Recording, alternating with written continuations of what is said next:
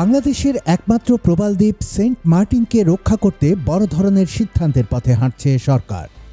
অতিরিক্ত ও অনিয়ন্ত্রিত পর্যটনের চাপে বিপন্ন হয়ে পড়া দ্বীপের জীববৈচিত্র্য পুনরুদ্ধারে পর্যটকদের চলাচল ও রাতযাপন কঠোরভাবে নিয়ন্ত্রণ করতে নেওয়া হয়েছে মহাপরিকল্পনা।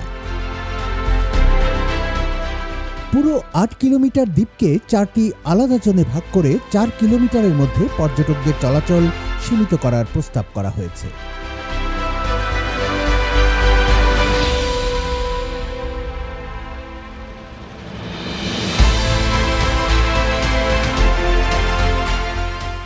পরিবেশ, বন ও জলবায়ু পরিবর্তন মন্ত্রণালয়ের তথ্যে দেখা যায় ২০২৫ সালে পর্যটক সংখ্যা নির্ধারণের আগেই সেন্ট মার্টিনে প্রতিদিন গড়ে ৭,০০০-এর বেশি পর্যটক রাত যাপন করতেন। এই সংখ্যা দ্বীপটির পরিবেশগত ধারণ ক্ষমতার প্রায় দ্বিগুণ।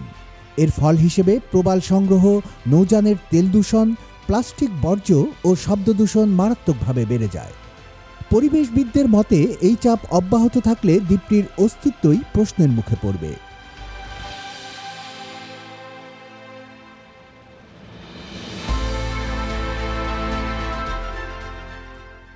একাধিক গবেষণায় উঠে এসেছে, গত ৪ দশকে সেন্ট মার্টিনে প্রবাল প্রজাতি ১৪১টি থেকে কমে দাঁড়িয়েছে মাত্র ৪০টিতে।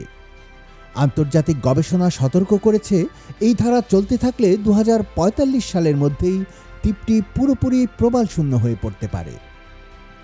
মহাপরিকল্পনার তথ্য অনুযায়ী গত ১৮ বছরে সেন্ট মার্টিনে সবুজ আচ্ছাদন কমেছে প্রায় ২৪%, কৃষি জমি কমেছে প্রায় ৮%। হোটেল ও রিসর্ট নির্মাণের কারণে পর্যটন অবকাঠামো দ্বিগুণেরও বেশি বেড়েছে। একই সঙ্গে কমেছে ম্যানগ্রোভ বনাঞ্চল, ফলে দ্বীপের প্রাকৃতিক প্রতিরক্ষা ব্যবস্থা দিন দিন দুর্বল হয়ে উঠছে।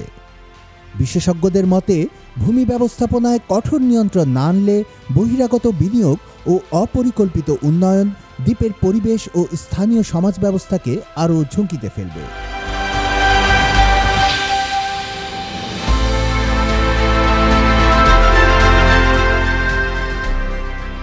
সরকারের প্রস্তাবিত খসড়া মহাপরিকল্পনায় সেন্ট মার্টিনকে ৪টি জোনে ভাগ করা হয়েছে। জোন ১ সাধারণ ব্যবহার এলাকা। এই এলাকাকেই পর্যটন ও আবাসনের কেন্দ্র করা হবে। দ্বীপের অন্যান্য অংশে থাকা সব হোটেল ও রিসোর্ট ধাপে ধাপে এখানে সরিয়ে আনার পরিকল্পনা রয়েছে।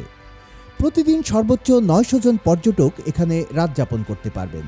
সৈকতে যানবাহন চলাচল, প্রবাল সংগ্রহ, রাতের আলোকসজ্জা ও দূষণমূলক কর্মকাণ্ড নিষিদ্ধ থাকবে। জোন ২ নিয়ন্ত্রিত সম্পদ এলাকা। দ্বীপের সংবেদনশীল দক্ষিণাংশকে ঘিরে এই জোন থাকবে বাফার হিসেবে। এখানে পর্যটন অবকাঠামো, ক্ষতিকর কৃষি রাসায়নিক ব্যবহার, সৈকতে আগুন জ্বালানো বা রান্নাবান্না নিষিদ্ধ করার প্রস্তাব দেওয়া হয়েছে। জোন ৩ টেকসই ব্যবস্থাপনা অঞ্চল।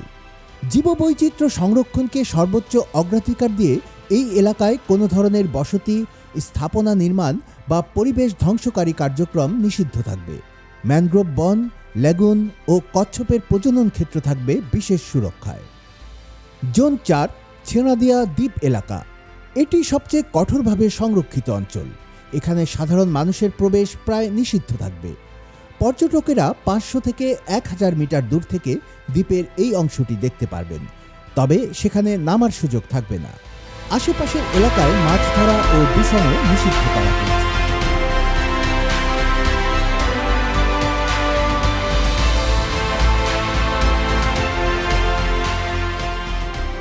সেন্ট মার্টিনে বসবাস করে প্রায় ১,৫০০ পরিবার, যাদের আয়ের প্রধান উৎস পর্যটন ও মাছ ধরা। খসড়া পরিকল্পনা বলছে, দ্বীপের ৭০% মানুষ দারিদ্র্যসীমার নিচে বসবাস করে এবং পর্যটন সীমিত হলে তাদের জীবিকায় বড় প্রভাব পড়বে।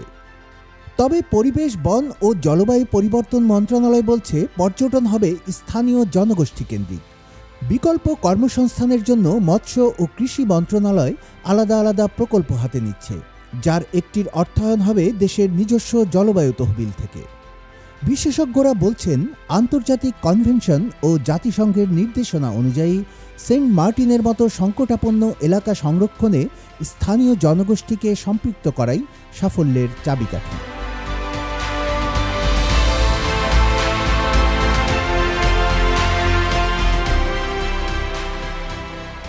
10 বছর মেয়াদী এই মহাপরিকল্পনার প্রথম 5 বছরে বাস্তবায়ন ব্যয় ধরা হয়েছে 55 কোটি টাকা। পরবর্তী 5 বছরে হবে নজরদারি ও ব্যবস্থাপনা মূল্যায়ন।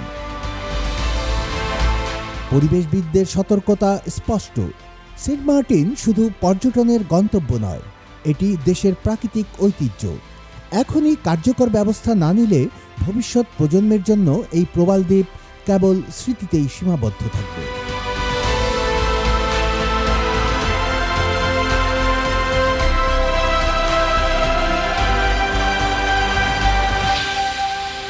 কুমিল্লার কাগজ, নিউজ ডেস্ক।